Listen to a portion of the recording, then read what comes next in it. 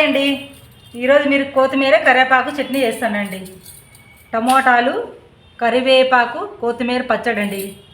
ఇవి చేసుకునేటప్పుడు మనం ఆకుకూరలు ఉలుసుకుంటాం కదండి, కొత్తిమీర అండి తీసుకుంటాం కదా. ఇది తీసేటప్పుడు అండి ఇట్లా పక్కకు తీసేయాలండి, అట్లే ఇవ్వకూడదండి మన డస్ట్బిన్లోకి. ఇది పక్క తీసి పక్కన వేసేయాలండి.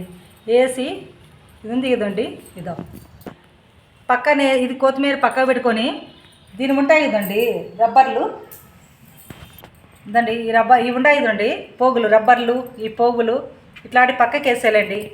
ఆకుకూరలు వేయకూడదండి, కాడల్లో మనం వేస్ట్ ఉంటుంది కాడలు. ఇవి దారాలు, రబ్బర్లు తీసి పక్క పడేయాలండి.